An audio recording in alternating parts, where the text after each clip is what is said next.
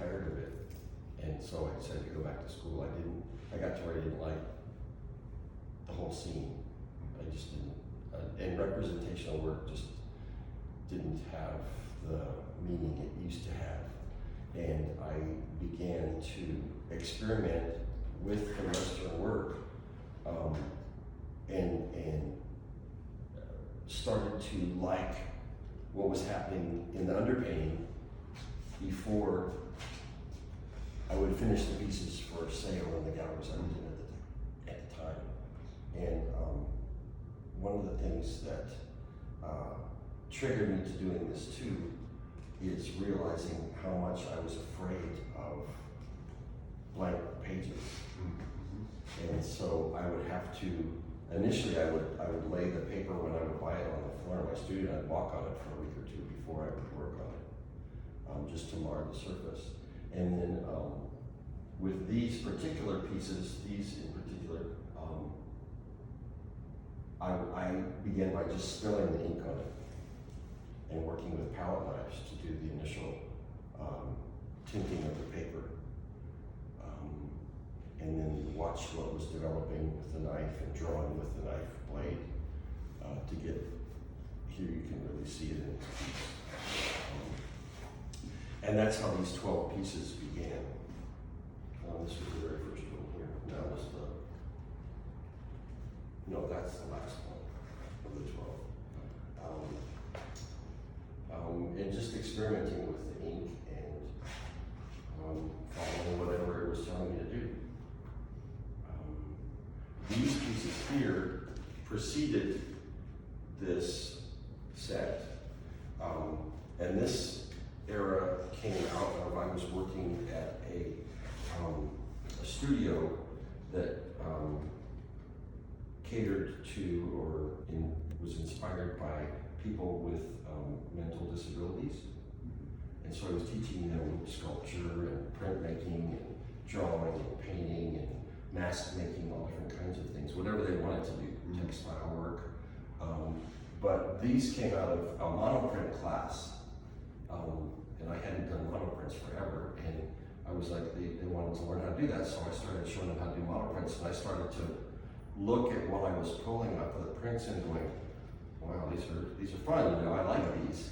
And at the time, we were getting ready to move, so I had to pack up my studio. I couldn't oil paint anymore. So I began to work with ink on the monoprints. And it was easy, it was quick, it would dry fast if I had to get out, because the house was for sale. And it ended up, we were there for a year with me just waiting to move, isolated in this little town and all by myself, having to keep the house pristine and not messy, and so I had to work fairly small. These smaller pieces came out after that, the black and whites. I went to Santa Fe and did a little makeshift residency, and that's where those started too. And then those fed into these, and then these fed into these, and then it started to affect the oil paintings with the dots going into the oil paintings. And this piece here, the dots. And this is probably the earliest piece here, and that is here because of that shape. And that particular shape has just entranced me since I was a kid. I can remember looking at strings or yarn. My mom was an avid needle pointer, and seeing the yarn and playing with the yarn and looking at the colors. And then I realized that the cowboy hat, the edge of the cowboy hat, was one of the reasons that I really liked doing Western work, because it's that shape too. And then at SAIC, I was doing sculptures based on cowboy hats. It was just that line going around. But these are passing time. And then COVID hit after we moved, and I was again moving into a house and not knowing anybody, not meeting anybody, and just kept drawing. I worked with the ink palette knife first, and then we were in Paris and I found, they're called carbon platinum pens. They're made in Japan. And it's a really fine, and it's a fountain pen. And I've got those and the Rotring pens that I use. Some of the work is brushed on. These are ink washes with a brush. And I just really just follow whatever's happening on the paper. So, can I ask a question? Sure. So, you're in the Southwest. Was. Right. And at that point, well, I guess I'm kind of curious, like, why you didn't like making a Western art. Why I didn't like making it? I mean, after making it, while you said you stopped liking. Like about 35 years, I didn't like the people. I didn't like the whole scene. Okay, so rodeo got very Christian, and I couldn't. Okay, so it wasn't the actual artwork so much as the scene around it. Yes. Yeah. But the Western art that you were making was images of rodeo? Realistic rodeo cowboys, yeah. Okay. Yeah, and they were all. Were you part of the scene of rodeo? I rodeoed once or twice, yeah. Worked in the shoots, and I actually did calf roping once. Okay. And I didn't do too bad. Came in third place. Yeah. But you would hang out at rodeos and all the time. Did you grow up out there? My dad was a forest ranger, and he was the what did they call him? Like the sheriff, and he rode a horse. So that was my very first, a forest ranger on horseback. So I grew up with that and horses around. Mm-hmm. Yeah. But then when I began drawing as a kid, I mean, if you want to go back that far, I grew up alone in the forest. Mm-hmm. And so I was drawing trees and mountains and rocks and lichens and mushrooms. Mm-hmm. And we had, when I was in the 5th grade, two Native American kids came to live with us for a school year. Mm-hmm. They were Navajo. And because their family was trying to get them used to going to white schools in town. Mm-hmm. And off of the reservation. So Peter and Sarah lived with us for a year, and I started to study Native American and listen to them, and we would talk about what they believed in, and it was just really eye-opening for me. Mm-hmm. And so I was doing a lot of Native, then I switched into doing Native American work. Then when I joined the Air Force, and when I started with the first galleries in Arizona, I was doing Native American work, and they said, "This is really wonderful work, but you're not Indian. Mm. You're white eyes, what are you doing? What is this? You gotta find something else." Mm. And so being in Arizona, I just started going to Native American rodeos, which got me into going to PUPRCA and old timers rodeos and just regular rough stock rodeos, and hanging out with the rodeos in Wickenburg and Flagstaff and Casa Grande, places like that. And so, I don't want to make you dwell on it, but so you would take pictures of stuff? I would sketch there, or I would take photographs. I did a lot of work. How did the community there react to that? I mean, I guess How did they react to what? To an artist trying to hang out. Well, if you're just another guy in the crowd, I mean, because you can work the shoot and have a camera around your neck. Okay. So it was no big deal. And then there was the stock photographers that are there shooting the action in the arena. I wasn't there. I wasn't out in the arena because at the time in the gallery, that's what everybody was painting, was either historical Western art, stagecoaches and Indians and teepees, and that was not my scene. I couldn't, I told them, I know about the atomic bomb. I can't paint a stagecoach. I have no reference to that. And I was in the Air Force, so I wanted to modernize Western art. So, and Gordon Snydell was probably the closest to what I was doing at the time. And looking at his work got me into doing gouache. I did some gouache paintings and yeah. And at that point it was all self-taught, or? Pretty much. I had done two semesters right out of high school. But in high school I had 3 hours of art a day. I I had 3 or 4 art classes Oh, a day. okay. And then even in grade school, junior high, I had 2 art classes a day. Oh, okay. I got out of foreign language and math to take art classes. They finagled it. I don't know how, but I had art, you know. And like when I went to Fulton, I thought I was the stupidest kid you could ever. I was so naive. I went to college, and I thought, you know, well, college is where you go and do what you want to do. So my freshman year, I had 18 units of art classes, both semesters. Wow. And I got to the end of my first year and had to go to the counselor to renew my scholarship, $182 a year for college. And she said, oh, well, you know, you can graduate now with your art degree, but you have no general education. I said, well, what's that? And they're like, well, you have to know math, you have to know foreign language, it's history, science. And I'm like, but that's not what college, that's graduate school. You're taking graduate school. You can't do that now. You have to have all these. So I was like, okay, I went to the Air Force. I went to the recruiter, I said, I want an interesting job with a lot of off time. And he said, well, so what are your grades like? I said, well, I'm 4.0, but, oh, well, you could be air traffic controller. So that's what I did. I became air traffic controller. I worked a swing shift, a morning shift, a swing afternoon, morning off. So I worked from 6 to midnight. Then the next day I worked from noon to 6. Then the third day I worked from 6 in the morning till noon. And then I was off until 6 o'clock. I was off for a day. So I had that whole day off the rest of the day. Then I was off for a day. Then it went until 6 o'clock at night. So I had a lot of off time. And that's what I did. Yeah. And once they found out that I could draw, I was doing letdown charts in the Air Force because they couldn't get the illustration department. It was backed up. So I was sitting, they put me on the slowest part of the pattern, and I'm sitting there drawing letdown charts and all of their diagrams that they needed.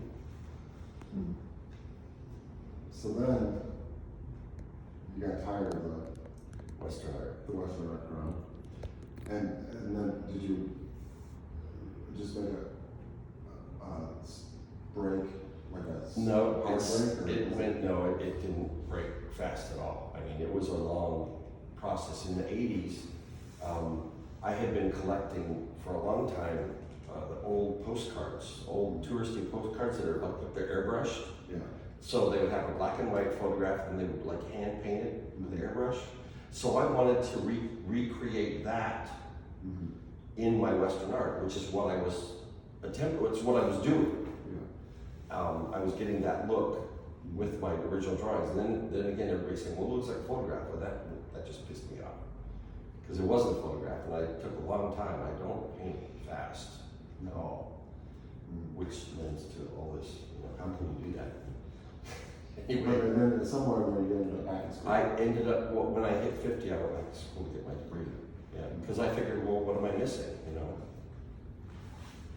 Oh, I have to check in. Yeah, sure. Anyway. So can you talk a little bit about your handling of the marks on your drawings? How I make the marks? Well, not necessarily how you make them, but how did you start becoming so, filling up the space with all the different marks and variations of the marks? You know, that's an interesting question because I remember in high school, I did a painting very much similar to that. And the whole semester, I painted little white circles with white paint. My brother has the painting. And it was after, what was the, Mucha, Alphonse Mucha, the swirls of hair and all that. Well, I did this woman, and then her hair was all this sea foam coming into her hair, and it was all these little, and that's all I did for a semester was paint. And then I did the whole rest of the semester too, moving, it was one painting, the only painting I worked on the whole year, and I would move her eyes, and I would move her nose in and out and up and down, and just see how I could move the face around to get, and I don't think I ever really finished it. I mean, I got enthralled with that and then doing those little paint circles, and and figuring out how to wad paint right out of the tube onto the brush so you could make the little spit wad looking bumps. So what's attracting you to all these tiny, and I'll use the word obsessive. Being obsessive, wanting to be in control. and then too, you spill the ink on the paper, and then you have to make order out of it, and you have to encircle the madness and just make it work, make it bring it into focus, make some kind of sense out of the madness. So it's constantly this pattern of throwing your work into a disorder and then making order out of it. Correct. And it sounds weird, but the drawings talk to me, saying, yeah, not so much, and it's a lot of sitting and looking. I mean, you know that. And I've experienced this since I was a kid too. When I'm drawing, and I'm really getting into it, my hand is right here, and my head is right here, but what I'm seeing is a hand that's way over there moving, and I'm not anywhere near it. And if you look at the stippling, some of these, the stippling is, you can see the dot, but when you get into this, it's not really even stippling, it's almost like a tremor. And because I sit, everybody's saying, well, what are you thinking about when you're drawing? I'm like, why is my hand moving like that? And even after I'm done drawing, I can feel my hand. It's almost like I feel like I have Parkinson's or something. My hand just keeps moving. So it sounds like it's kind of a trance-like state that you're in? Could be, yeah. Are you conscious of that while you're doing the drawing? Sometimes I'm not. Sometimes I find myself waking up, and this has happened just recently. I'm just like, well, I was asleep, and maybe I was asleep, I don't know, but my hand was still moving, and it still looks right on the page, so. Interesting. Yeah. Maybe more of a meditative state. Well, that too, yeah. But in some of the, like the black and whites over there, the tones, and getting my bifocals helped a lot actually, because I can, when I'm drawing, I can be in focus, but then switch to out of focus to make sure I got the right tone going. Whereas when I didn't wear glasses, I had to squint to make that happen, or just kind of back up. Yeah. But now I can just switch the lens and get the same effect. Yeah. Yeah.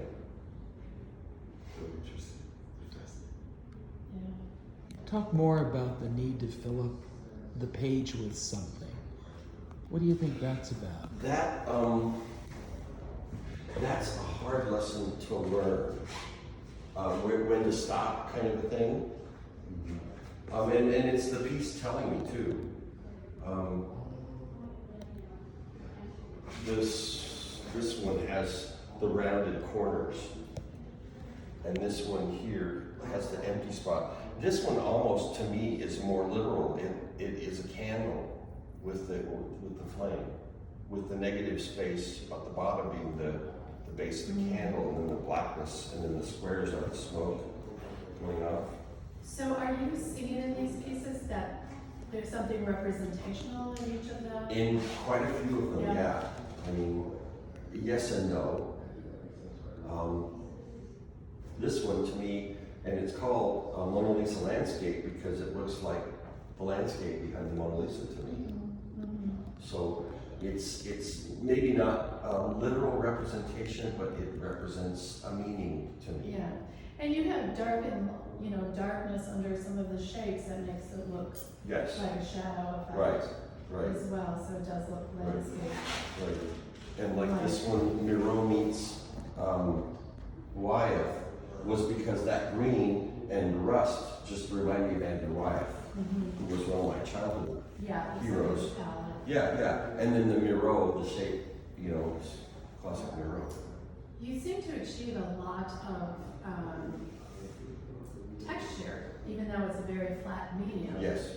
With the different layerings of the ink that you utilize, and that's very interesting. Yeah. This one, I was just saying that I was standing there talking to myself, saying, I don't remember how I did that. Yeah. I had no idea how that happened. Yeah, but you achieved a lot of texture with that, with mark making, whereas some of these others, there's less mark making in the center area, it's more around, but Right, you're the achieving washes, yeah. texture with the different layers of Right. washes. Well, in this one, there's ink over the washed areas, which gives you the wonderful sense out of the madness, I think. Mm-hmm. This one's probably the purest of all of them, because I didn't really do anything over that spill.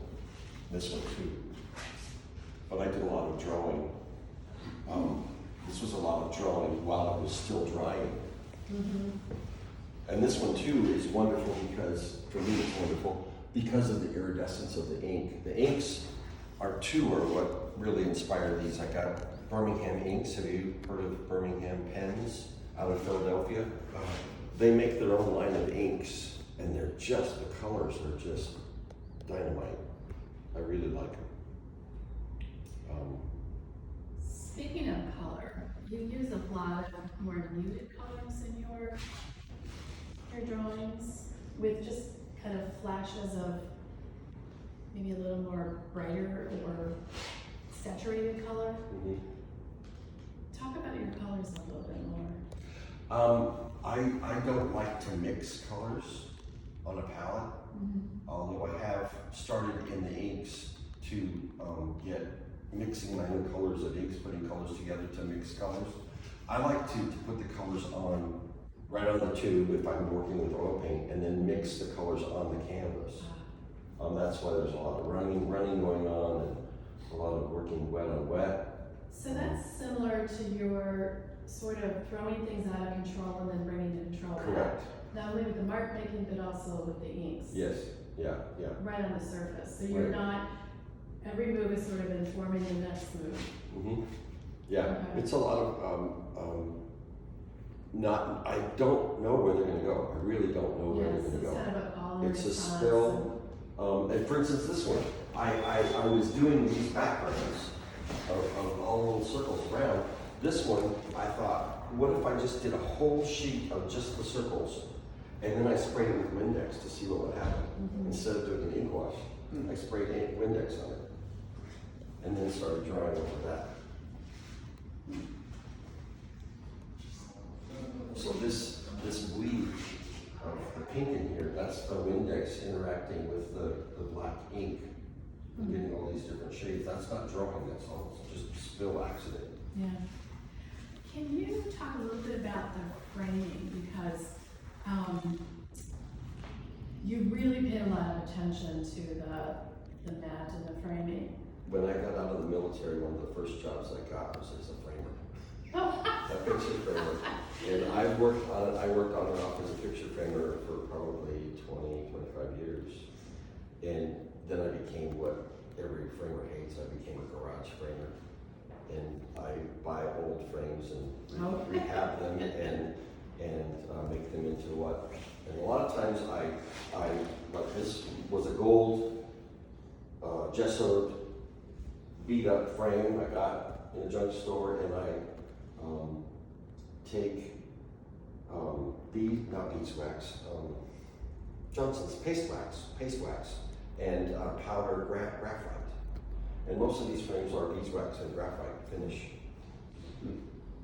So there's kind of this pattern in your work of, again, creating control out of chaos, and that even overlaps into the framing process as well. Yeah. Because you're taking frames apart, refiguring them, recolorizing them. Quite often resawing them down from Yeah. their original state, like, Washington frames, Right. and cutting the tops off, like this one.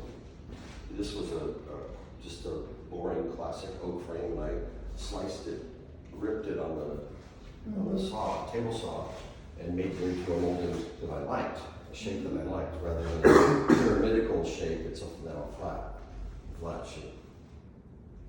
But yeah, I think that a drawing has to have a place to live.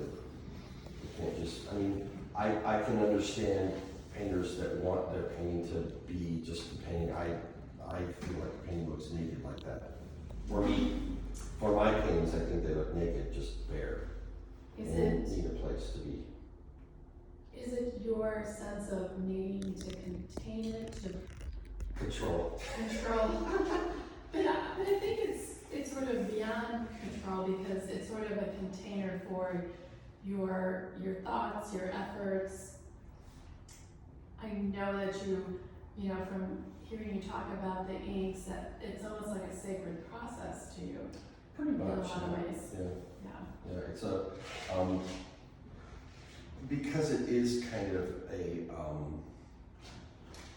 meditative state, you know, meditating is a spiritual kind of a thing. I don't usually think of myself as being spiritual, but I pretty much am. In Santa Fe, I did a lot of work for metaphysical people, and I entered some contests and metaphysical contests, and I won national contest. Explain more about the contest. Oh, it was, the light, I don't even remember who it was. Is it artwork that you're doing? Yeah, I did a drawing for this contest and I won. Oh. Yeah. And it was a spiritual warrior. They wanted to know what a spiritual warrior was. They wanted a picture, and it was some magazine. I don't remember. I'd have to look it up again. It was so, God, that's 35 years ago. I don't even. Interesting. I can show you what the drawing looks like. They made little cards, they made posters of it. It was in a magazine. Wow. Yeah. It was kind of a Da Vinci figure. And these huge eyes were like behind it, and it was all stars and this aura around it. It was all black and white, it wasn't in color. Yeah, and it won. Yeah. Interesting. Yeah.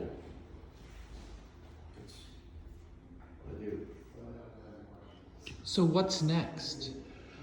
I've been stretching canvases, painting. I want to get back into painting. Yeah. And I want to take this is the most recent painting here, based on getting into representational, but heavily abstracted.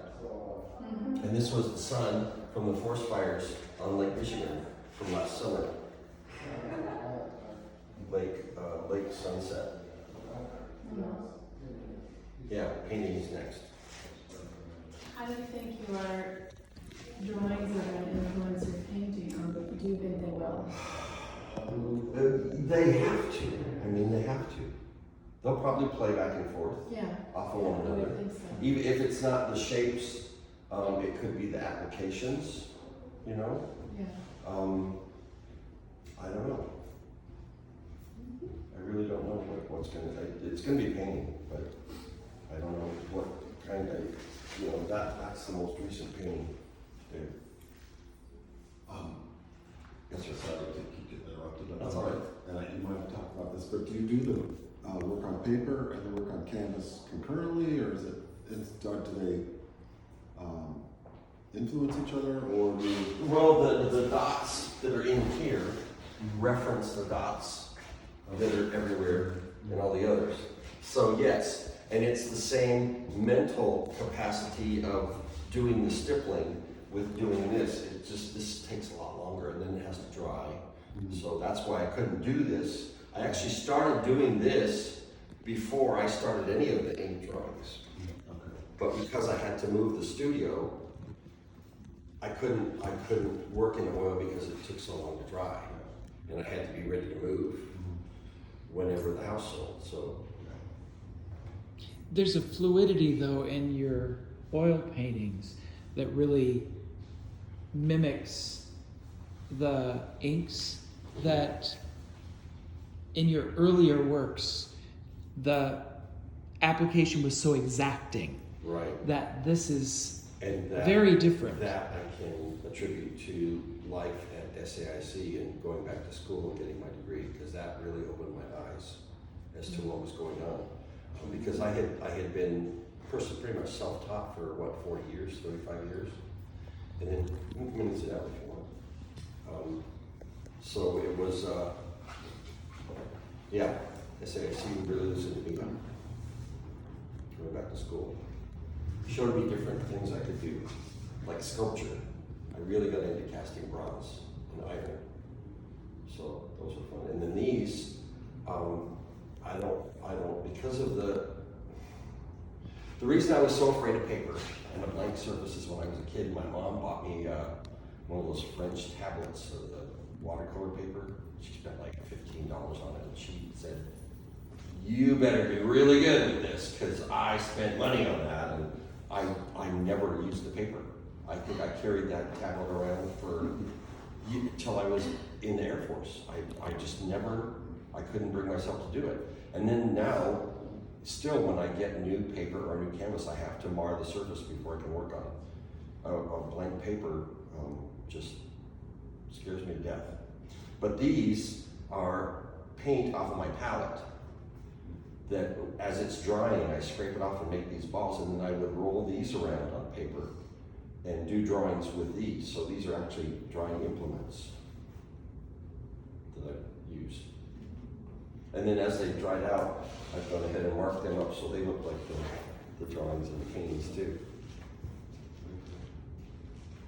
You guys have any questions? I'm just so fascinated with the idea that when you're doing this work, your hand is doing one thing, but your eye is as if it were 20 feet behind you. Yeah, that happens a looking lot. at it. Yeah. I mean, I don't know how that happens, but it's really, you probably don't either, but it's No. really interesting, because I think it sounds to me like you're creating these ink pieces in a sort of semi-conscious state. Yeah. I mean, because your perception is different than what's actually going on. Mm-hmm. Yeah. Yeah, I'm looking at what's happening and I stop often and just look at how they balance out and making sure that they're again wanting to be in control of the surface and make it into something, and it's a conversation that happens between me and whatever's going on. And that's the little piece in there of me. It's a portrait of me becoming the work. And that's spurred on all the photographs too, which aren't here obviously, but I have a whole 50 or so photographs of me becoming the work. Yeah. Really interesting. Yeah. You look at the work in a little different way when I think about some of the things you've said. So, Did I answer your questions? yeah, yeah, good. That was good. Any other questions? Thank you, Paul. Thank you.